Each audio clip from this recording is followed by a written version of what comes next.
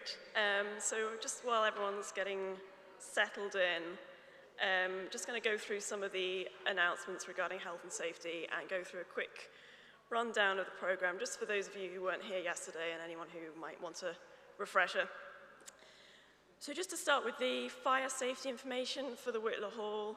Again, you were told this yesterday, but just for anyone who wasn't here, if you hear the fire alarm, please do exit as quickly as possible via the door you came in through at the back or the fire exits at this side of the hall. And please congregate by the physics building, which is in that direction to the east. Please also familiarize yourself with the fire safety information in the PFC, where we'll be having our paper sessions.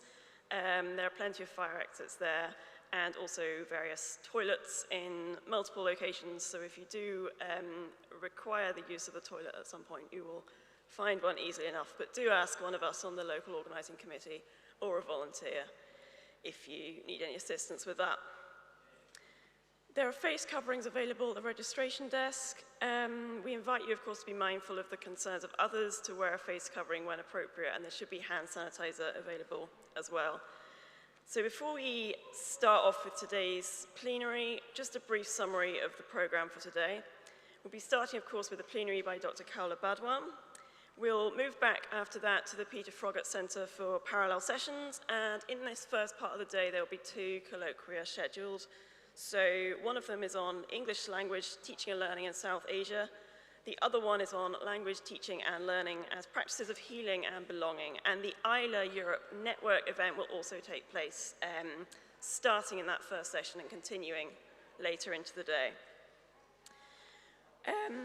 We'll then have lunch, for which we'll be back here again. During the lunch session today, we'll also have our poster sessions, and you'll have seen the posters being set up just behind where you're sitting there.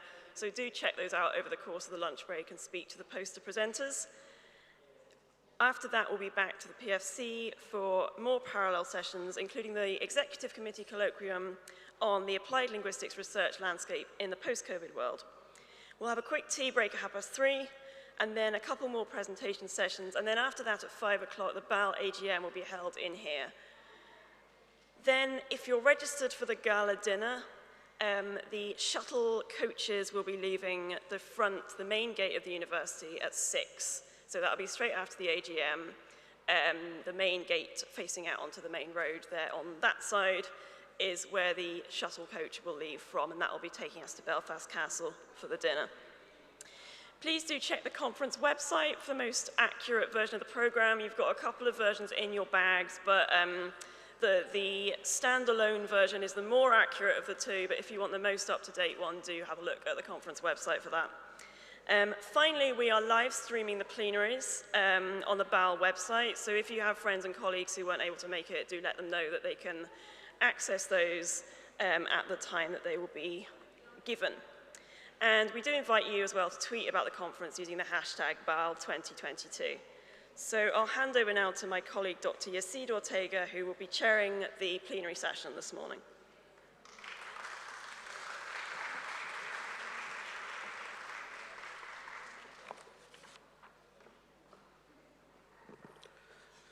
Good morning, everybody. My name is Yacide Ortega, and I work here at Queen's University, Belfast, and I'm here to give a welcome to Dr. Badwan.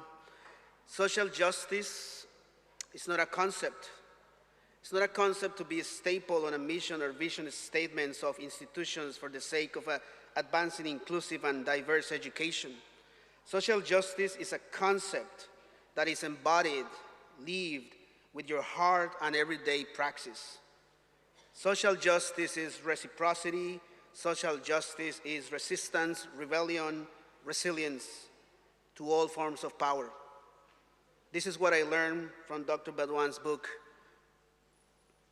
I have been working at the intersection of social justice and language research and education for several years now, and I was glad to find Dr. Badwan's book fascinating as it resonated with my work on questioning the insidious forces affecting language education in the world, neoliberalism, capitalism, and globalization. I learned that individuals do not have to be experts in linguistics to notice the significant impact of language in their lives, and throughout my work, I also noticed that teachers and students in different parts of the world, especially in marginalized communities, use language for self-determination and identity celebration. And today, I have the pleasure to introduce Dr. Khawla Badwan to inspire us with more of this work. Dr. Badwan is reader in TESOL and Applied Linguistics at Manchester Metropolitan University. She is the author of Language in Globalized World, Social Justice Perspectives on Mobility and Contact from 2021, published by Paul Gray and shortlisted by BAAL Book Prize 2022, as you witnessed yesterday. Her work includes an interesting interest in language education, social justice, social linguistics of mobility, new materialist approaches to intercultural communication, and literacy debates. Her recent research focuses on how children and young people talk about trees in their lives, working with an interdisciplinary research and funded by the Natural Environment Research Council.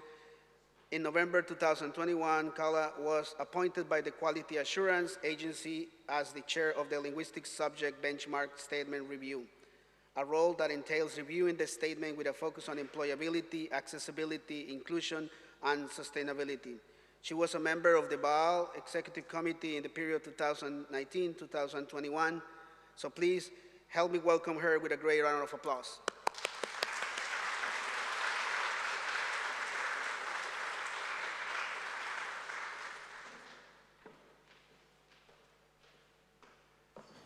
Thank you.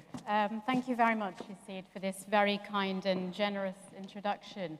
And good morning, everybody.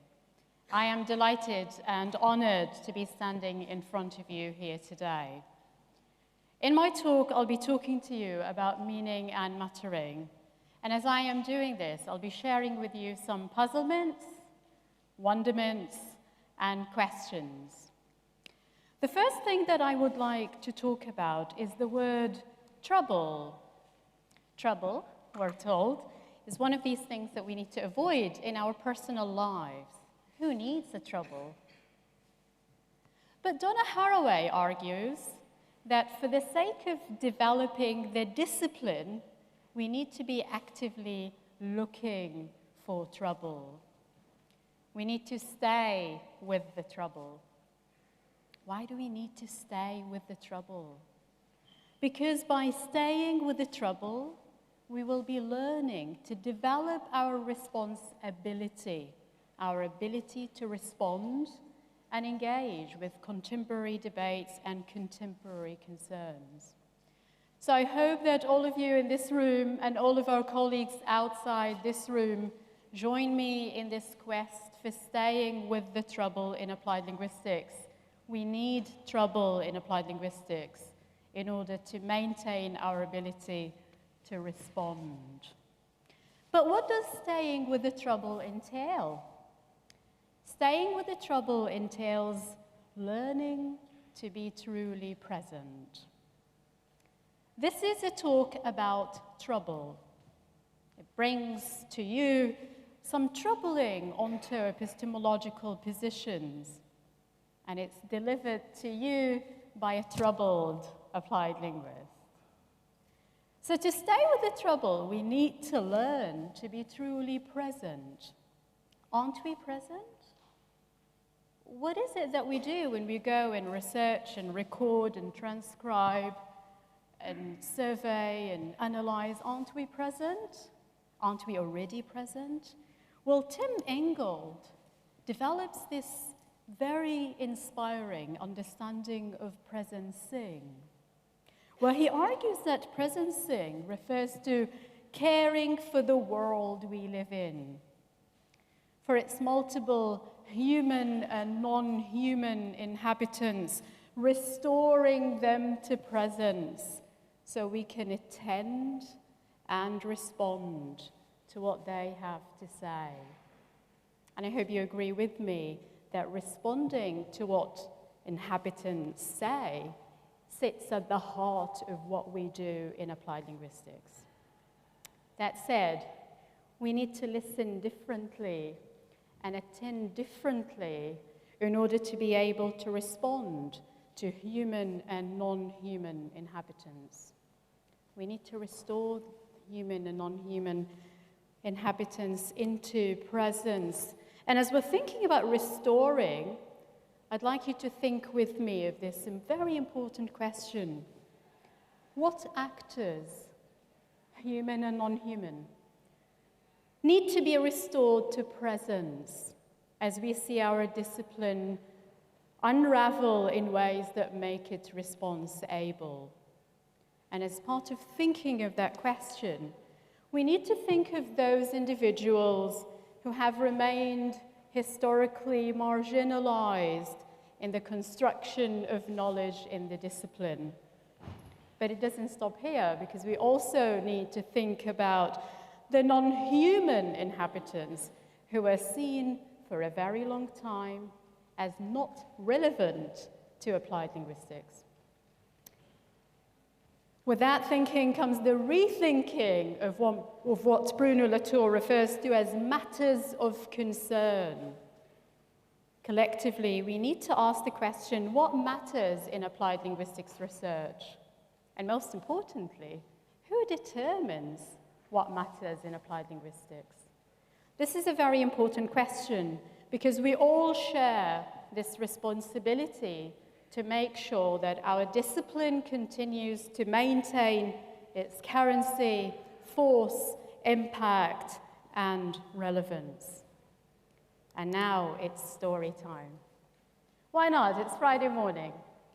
I'm going to share with you a story. This story that I'm going to share with you is a story about trouble, presencing, and hopefully I'll be able to lead you to where I'm thinking now in terms of meaning and mattering in applied linguistics. This story comes from a research project that I have been part of over the past year. It's a large project funded by the Natural Environment Research Council called Voices of the Future. The project explores how children and young people engage with trees and the natural environment. My role on the project entails overseeing one of the work packages that works with a primary school. So I oversee the design of a range of research projects that involve working with Year 3 children, aged 7 and 8 years old. You would say, yes, this is part of applied linguistics, exploring how children talk about trees, how they engage with the natural world, what challenges, what barriers, what opportunities, etc., etc. But that project troubled me so much, because in that project, and for everybody who works with children, you know that children are not what we call the ideal research participant. Children do not happily sit in front of a recorder, give you all the responses that you need so you can take away, transcribe, and analyze and move on. Children don't do that. So in this research project, we had words that are recorded, but we also had loads of drawings. How wonderful these are. How talented. These are drawings by Year 3 children. And in these drawings, they shared with me and my research team what they think about their own experiences of being with trees in the natural world. Some of these drawings are accompanied by words. We love words, you know, we're applied linguists. Some of these drawings are accompanied by words that describe the drawings. Other drawings are not accompanied by any words at all. Other groups decide not to draw anything and not to say anything relevant. And as an applied linguist trying to be truly present, I felt deeply troubled. How do I make sense? And do I have to make sense? What is language and what is not? What is relevant and what is not? In another activity, I asked the children to design the planting arrangement for a piece of land, because part of the project entailed planting a woodland. How exciting. So as part of that designing activity, I provided the children with Play-Doh, Sharpies, and posters, and I, alongside my team, allowed the children to dream and to envisage a piece of land that they would like to design. With the Play-Doh, there was a lot of making. You know, the 3D dimension that it provided was just amazing. I hope you could see something here, you know, the bridges, the rivers, the trees that they made out of the Play-Doh. And of course, as you're busy making things, there were very few words. And the applied linguist in me stood there puzzled. Where are the words that I need for the recording? The children were busy. In another activity, we actually went on to plant the woodland. I invited the mayor of Trafford to come and join the children as they plant their woodland. And there was this obsession with the chain that the mayor was wearing. And you know what? He knew it. You know, as soon as he walked into the field and as soon as he addressed the children, he said, I know that I am invited today because of my chain. And if my chain is worn by a different individual, that individual would have been invited. So the object, not the individual, not the language, not the agency it's the chain, the object that constructs something, the non-human that constructs something. The planting event went really well with very few words because children were very busy. Actually, most of the words were spoken by the adults. We had colleagues from Manchester City of Trees to whom we're very grateful for their support. They provided a demonstration for how to dig a hole safely and not to hit the other child with a spade. Wear your gloves, you know, a bit of health and safety. That was mainly the words, the language that was spoken, but everything else was sensed and felt, observed, internalized, pretty much silently. And the troubled applied linguist in me is trying to be truly present, thinking, where is my data? You know, what do I take from all of this? More pictures from the planting. The children working pretty much silently because they know what they're doing. More pictures. The last activity that we did this year entailed measuring the carbon storage in individual trees. And I'm not going to turn this into a science lecture. I don't think I'm capable of doing this, but from the very, very limited information that I know about how to measure carbon in trees, you need 3 pieces of information. You need to measure the height of the tree, and we use something called a laser pointer to do this. The children insisted that it should be called a laser gun. It looked like a gun. We kept on saying it's a laser pointer, but, you know, they have their own way of naming things, and part of our commitment to entering the world, let's use these words. Okay, so we had a laser gun to estimate the height. We also need to measure the diameter from 1.37 centimeter above the ground. Don't ask me why 1.37. I was told by my scientist colleague that that's the reference point. And for that reference point, once we measure it, we had spray paint. I'm going to mention spray paint in my next slide. We had measuring tapes, and pretty much everything was done with very few words. Again, most of the words that were spoken by the research team, telling the children what to do. Carry the ladder, step on the ladder carefully, look for the 1.37 centimeter, get your measuring tape, measure the diameter. The laser pointer use was much more complex, and I asked my scientist colleagues to be in charge of that. Right, so what's going on? These are some pictures from the tree measurement, the carbon estimation activity. What's going on? The troubled applied linguist in me was very frustrated because I needed words. I needed words to represent and describe the world. But there weren't many words. Rather, there was fascination with everything else away from words. The children were fascinated by spray paint. They begged me to allow them to use them, but then I said, if I gave your spray paint, I'm in trouble with your parents. And I am known to most of their parents because I am a parent in the school myself. So no, you can't touch the spray paint. They went on to play with dandelions instead of listening to our instructions. Some of them were collecting daisies and making daisy chains. The picture that you see here is captured by my colleague Samia, who's on the research project with us. The children were impatiently waiting for their turn, so they wanted to do something else. And me, the applied linguist who's trying to be present, is just puzzled, looking at what's going on.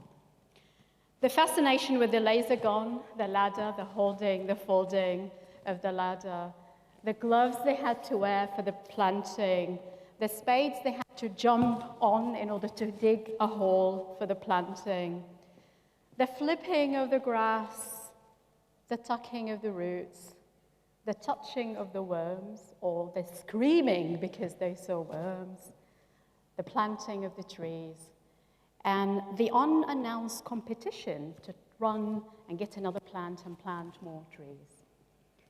And most of that was done pretty much silently, with very few words.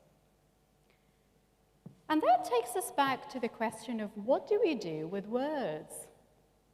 Austen, in her book, argues that we do things with words. And yes, this has remained a very important focus for us in applied linguistics, the power of language to make things happen. But we also know, if we reverse doing things with words, we could also explore the possibilities of doing words with things, creating new linguistic possibilities as a result of engaging with and attending to matter and materiality and things. The pictures that you see in front of you are pictures of the children's books after the carbon measurement activity. The teacher asked them to try and write something or draw something or do something. And I was very clear with the teacher. I said to her, do not prescribe the modality. Ask them to do something in the books. And this is very important, to allow the communities we work with to be themselves and to choose the modalities that they would like to use to capture, reflect, represent the reality or the experiences they've engaged with. The majority of the children draw pictures alone with very few words. Other children who are trying to be very good for their teachers try to write a couple of sentences. I have to remind you, these are 7 and 8 years old, and at this age there is a lot of anxiety associated with spelling. They would say something like, absorbing carbon dioxide. Miss, how do I spell carbon dioxide? My goodness, they're testing my knowledge of spelling. But as you see, as we're working with human actors who are not usually the focus of our applied linguistics theorizations, we start to land on new ways of thinking about language. And maybe we could have a completely different discussion exploring how children are positioned in applied linguistics research. And in most cases, children are positioned in very adult-centric ways. These are things that we need to challenge. And we need to, as we're challenging that, we need to learn from other disciplines, such as human geography and childhood studies. That's the end of the story. Let's reflect on that story. To reflect on that story, I would like to say that this is a living example of the partiality of that narrow linguistic tale. That vulnerability that I felt as an applied linguist obsessed with words and written words and verbal expressions reflects that, the partiality of the narrow linguistic tale. Perhaps it's time to try and stay with the trouble by challenging some of these selective choices that we stubbornly insist on. Yes, we do continue to center the verbal, the cognitive, the intelligible, and the categorizable because it makes the world much more easier for us to describe, and it makes us feel more masterful because we know what we're talking about. We've categorized things. But we also know that the world of communication and meaning-making and sense-making out there is not always intelligible and categorizable. We perhaps need to stop turning our back on the divergent, on the messy, on the unspoken and the unintelligible. And you know what? This is very painful and this is very troubling. So what does all of that mean? And what is missed if we insist on exploring the verbal and the written only? From the story that I've just shared with you, if I insist on the verbal and the written, I would walk away from the research site with very little data. But what happens if I decide to widen the scope of relevance in how we conceptualize language communication sense making, and perhaps try to think of language in a different way? What is missed if we insist on seeing our research participants as talking heads communicating with one another? Children are the perfect example of teaching us that they are more than talking heads. What if meaning is not always clear? What if meaning is not always coherent or categorizable? It's again a very painful feeling because we don't know how to make sense of that. But meaning, as we know, is not always clear, coherent, or categorizable. So maybe we need to go and look beyond meaning. And this is where I landed in my thinking as I am exploring the concept of muttering. And I'm going to share with you next some of my thoughts about muttering. So muttering in applied linguistics is a discursive process. It's not something linear. It is discursive with unfinished configurations. And I think it's very important to emphasize that these configurations are indeed unfinished. I do have 1, 2, 3 on the slides, but that's not the end, and that's not the only way in which we can conceptualize muttering. But I wanted to share with you some of my thinking as I am talking about muttering. One way to conceptualize muttering is to think about it as exploring issues that matter in the discipline, starting with identifying how language not only means, but also matters. And we know from the social justice turn in applied linguistics that this way of understanding language, not just as meaning, but as something that also matters, is very important as we're thinking about creating a socially just conceptualization of applied linguistics. Another way of conceptualizing muttering entails attending to what appear to matter to the communities with which we work.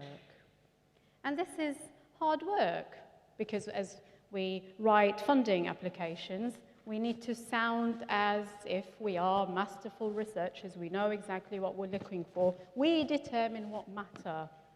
But we also, as we're trying to do this to please our funders, we also need to allow room to create spatial affordances that allow us to attend to what appears to matter to the communities with which we engage. And as we're also exploring mattering, we could uncover processes in which languaging becomes entangled with matter. So we're not just looking at what language is, but we're also looking at the doing and the becoming of language as a result of being entangled with matter. And I hope that you agree with me that as we are thinking of muttering, we can indeed explore new avenues for research and education. A quick overview of muttering and the unraveling of muttering in applied linguistics, and by no means this is not meant to be an exhaustive review of muttering in applied linguistics, but the reason why I wanted to share this with you is maybe to think together as a community of practice of how we started and where we are. So if we think about the starting stage of applied linguistics research, the focus was on talking heads. The focus was on how individuals communicate, convey meaning, interpret message, correct message, understand input, describe and represent ideas through language. And pretty much that remains the case until today. And this is valuable. I'm not trying to say that we need to move away from this. This is valuable. But that is perhaps not the only way in which we could conceptualize applied linguistics research. So with this particular focus of applied linguistics, the attention is on the human, the cognitive, and the structural. And I've underlined these three words because in the next slide, I'm going to present some of the key conceptual shifts that we need to challenge the human, the cognitive, and the structural. With this line of thinking in applied linguistics research, we're thinking in terms of representational thinking. Representational thinking refers to our ability to use grammatical norms, linguistic knowledge, discourse paradigms, pragmatic values in order to communicate. So in other words, the world is out there and we use words to represent the world. As the discipline developed, we started to see new lines of thinking. So we have research in critical discourse analysis, research in language policy, educational linguistics, critical applied linguistics. That research moved from the focus on talking heads and communication, and it started to look at how language matters, both politically and socioculturally. And if we think about the focus here, the focus is not on the cognitive, the structural, the human, but the focus is on the individual in relation to broader sociopolitical structures. Representation is still key. We use words to describe and represent the world.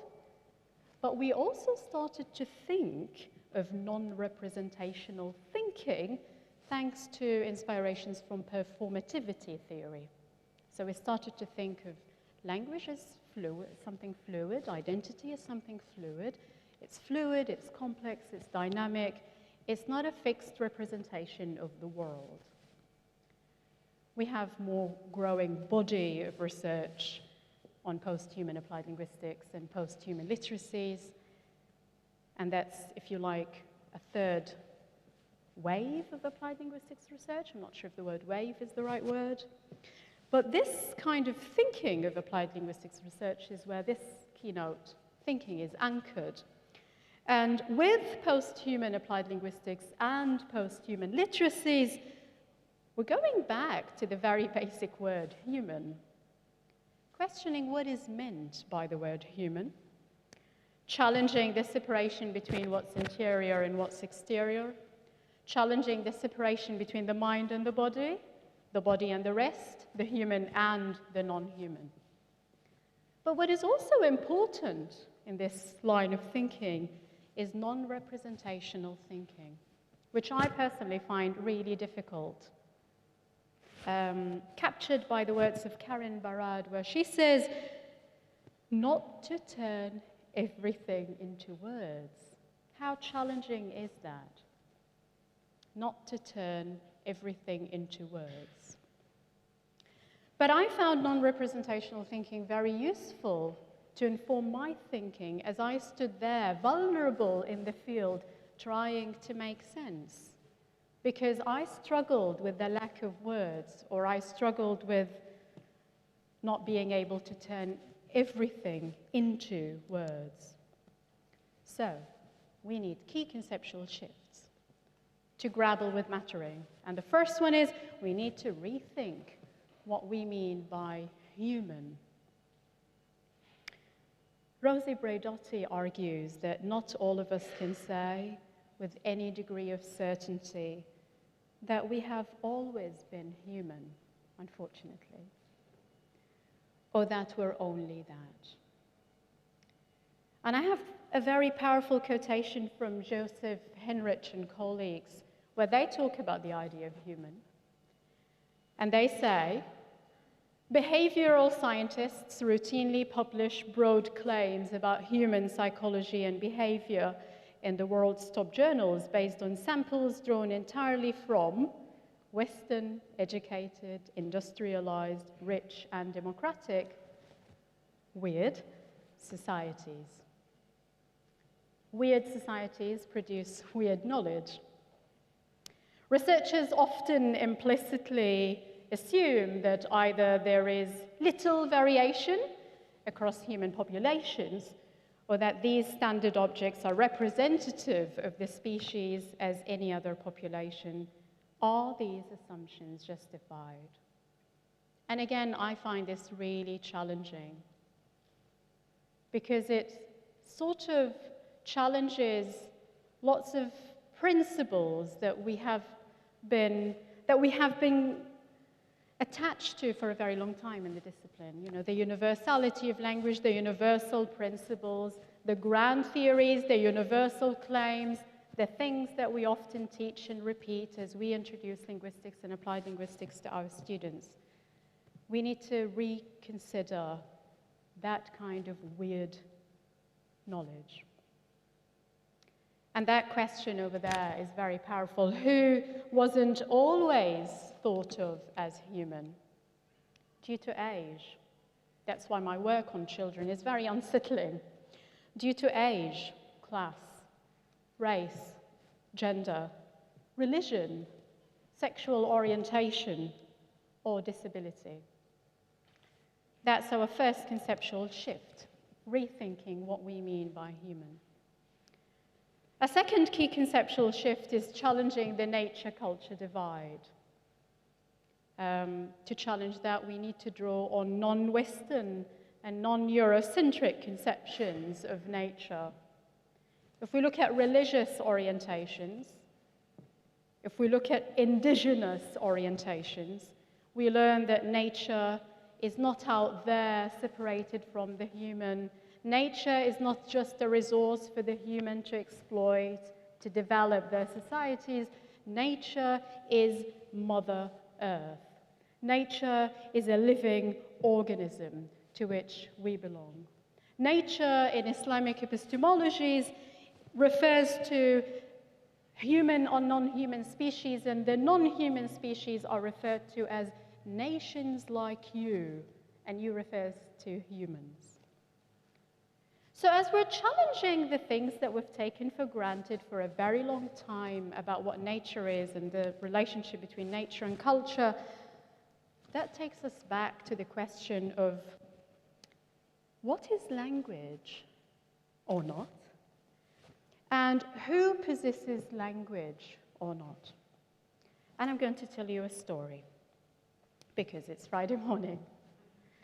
Again, as part of the Voices of the Future project, I took part in a research activity with another work package, and that work package works with young men from asylum-seeking background. In that research activity, we took the young men to the forest. We wanted to have a walking experience with them, and part of that activity entailed sitting down, being quiet, and listening to the language of the forest. And believe me when I tell you, I found that very troubling for me because I realized that I've never paid attention to the language of the forest. Because I'm very busy asking my children what to do, come here, hold my hand, don't do this. I don't listen to the language of the forest because of the focus on human-centric activities.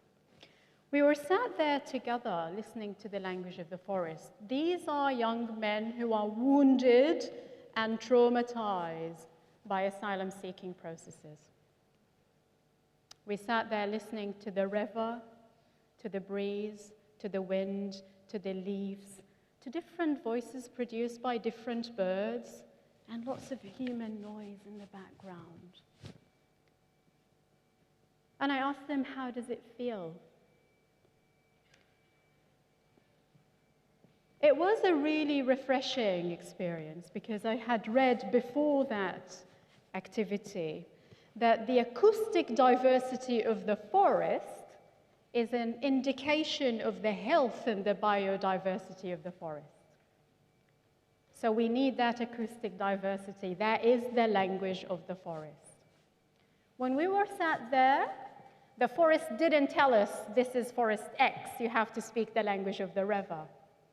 When we were sat there, the different human and non-human inhabitants allowed themselves to be in different ways, in a very strange harmony. It was strange to me because I never attended to it.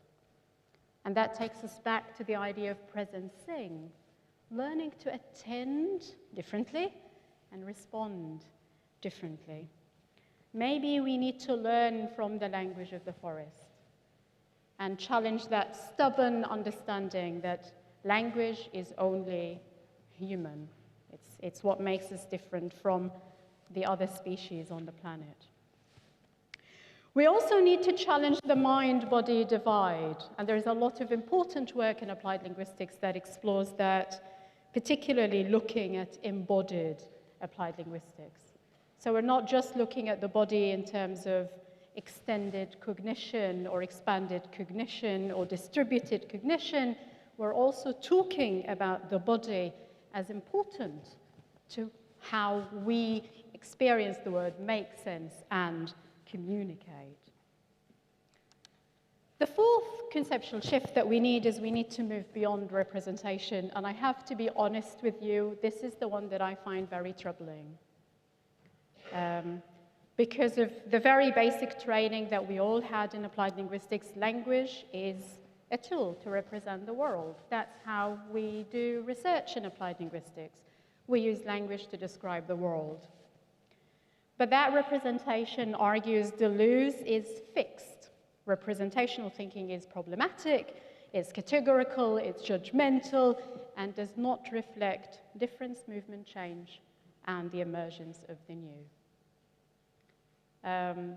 I've recently started familiarizing myself with the work of Deleuze, and I find the notion of sense that he proposes fascinating. So he talks about something wild in language that he calls sense. He argues that sense is non-representing, unrepresentable, and it's a wild element of language. Maggie McClure comments on that by saying sense happens to bodies, allowing them to resonate and relate. And she argues in her work that we need to stop treating human participants as angels, i.e., minds without bodies. Sense as something that happens to bodies is a really interesting idea, and I'm going to share with you my reflection on that. And it's probably something that resonates with many of you in the room. So if you remember our early days as we re-emerged from the COVID lockdown, we were fascinated by the privilege of being together in the room, or the novelty of being together in the room. I kept on saying, nothing replaces the togetherness in the space.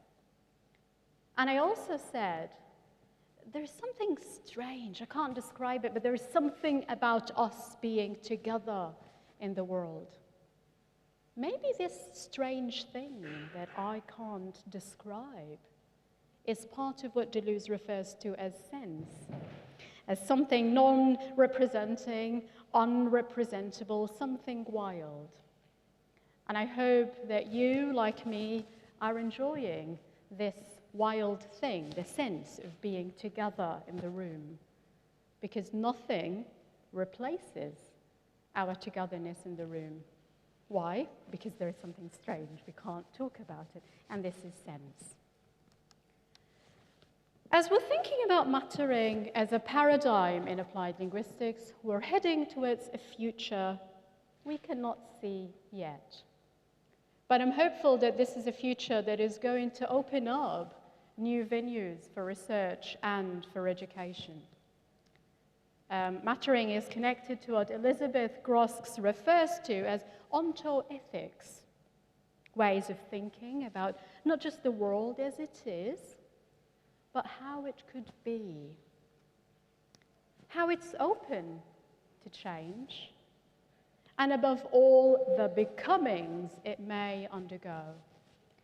And I invite all of you to join me in thinking about the discipline, not only about how it could be, but also about how it could change. With this way of thinking, we would be also interested in the doing and the becoming of languaging, rather than just the being of languaging. And in my work, I talk about this. I talk about language as a verb with a very strange definition. No boundaries, open, dynamic, overlapping, creative, responsive, proactive, human, post-human, and always in the making. And I don't claim that that's the perfect definition, because that is representational thinking. But this is the idea that I'm trying to share with you. Attending and responding to the doing and becoming, and matter and mattering and post-humanism is very key to our ability to attend differently and respond differently. And yes, this is part of radical hope in a languageized representational world. I add my voice to Alistair Pennicock when he says, if there are deep-seated inequalities in the ways knowledge is produced, affirmed, and distributed, then surely we have to seek ways to change this. To do so, however, we need new ways of thinking and doing applied linguistics. We need new ways of presencing in applied linguistics. And yes, it is going to be difficult, and yes, we are going to feel vulnerable, but vulnerability is good. Vulnerability is disruptive, it's productive, and it will help us to collectively think of something new. And that's what I meant in my title when I referred to affirmative decreations, drawing on Vail's understanding of decreation as in turning something into the undone. Maybe together we could decreate applied linguistics. And as with doing this, we need to question the forms of mastery we claim, and this is very painful. You know, when we ask ourselves, what do we know? How do we know what we know? Who benefits from what we know? But most importantly, who is harmed by what we do not know? That's when we start to feel the vulnerability in relation to the epistemologies and the epistemological views that we hold of the world. And yes, we do need to admit that the forms of knowledge that we have can wound many people who are positioned, and unfortunately continue to be positioned, and might as well be like that until we decide to do something about it. They might continue to be positioned as less human in contemporary forms of epistemic injustice. And that's a state of being, argues Julia Singh, where she says we need to learn to live with ambiguities and uncertainties in our complex and ethical entanglement. Vulnerability then becomes a state of being. So rather than standing with a lot of confidence and mastery that we know what we're talking about, this is the theory, this is the universal application of the theory, we need to also grapple with the ambiguities and the uncertainties of our complex ethical entanglement. Yes, we will feel vulnerable as we do this, but we will also explore the vulnerability of the theories that we have been clinging to for a very long time. Theoreticians, Santos argues, are trained in theories that do not let themselves taken by surprise or feel wonderment. And that speaks to lots of the theories that we use in applied linguistics. Most of these theories, universal claims, do not lend themselves to surprise and wonderment. So what do we do then? Whatever doesn't fit the theory either doesn't exist or is not relevant. we need to challenge that. Because whatever does not fit the theory should be an indication that the theory doesn't work. It's time to do something about it. There are different approaches to exploring mattering in applied linguistics. And as I said earlier, we are talking about unfinished configurations. I'm just sharing some of the thoughts with you about how we perhaps could collectively uncover ways in which we can research mattering in language. We need new types of conversations in other languages and cultures. We need to explore new kins, and we also need to articulate new concepts. Central to this work is challenging universalism. And we need to create more room for lived experiences. Lived experience is often responded to in applied linguistics as this lacks objectivity and rigor because it's subjective. We need to challenge that. We need to listen differently and attend differently. And yes, we do need dialogue between South-centric, North-centric, popular, scientific, religious, secular, adult-centric, and child-centric, because this is how we can collectively explore what matters outside our world of applied linguistics. And yes, we need nexus thinking. Not just thinking about the verbal or the written, we need nexus thinking that joins the dots between language and body and nature and objects and places and race and ethnicity and sexuality. We need to widen the scope of relevance, and we need to ask ourselves, what kind of spatial arrangements do we create and we allow in our research? And every time I think about this, I think about my research with the children. Imagine if I only decided that I'm only doing this research with a recorder and my questions. None of the things that I was able to share with you would have been allowed to happen. And yes, mattering could possibly be one of the responses to our languageized world. It might enable us to widen the scope of relevance to this thing we call language. Alistair Pinnacock has a different view on that. He argues that we need to reorganize language, not always at the center, but at the periphery, as part of a larger understanding of semiotics and politics. I wouldn't argue for putting language on the side and decentering language or reorganizing language. I would argue for expanding the scope of relevance so language remains central, but central in a different way.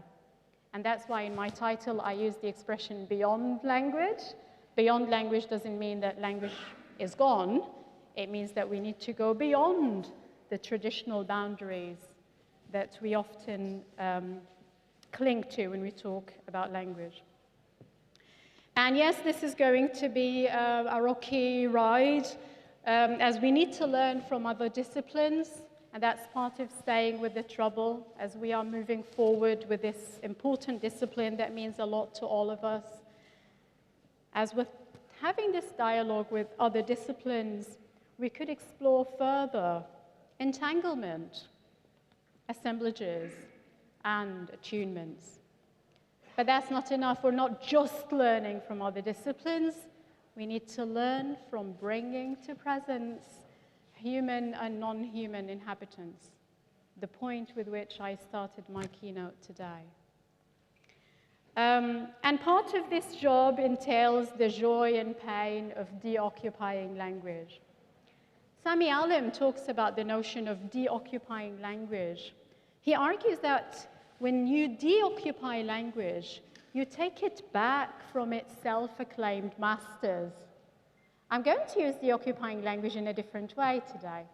And I'm going to say that we need to take language back from earlier fixed theorizations that insisted on a narrow understanding of language. And finally, I would like to conclude with a poem called Caring for Language. This is from David Grambling's, Michelle Moyd, and Julia Komska's wonderful book called Linguistic Disobedience. make a decision to care for language as it's used in human and non-human interaction, in complex, multi-layered ways, in times of great need and spaces of great suffering, in times of great need and spaces of great suffering. Thank you very much. Thank you.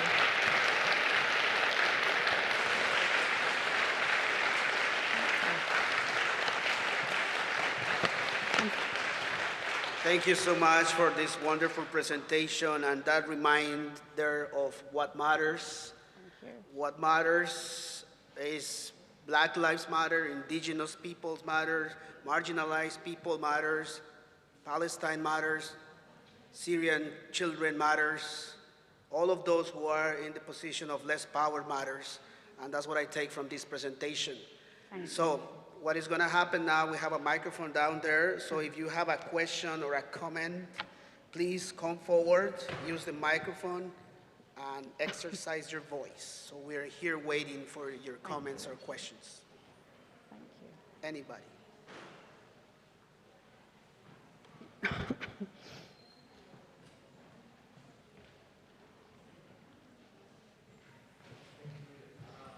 Thanks very much for this inspirational talk again.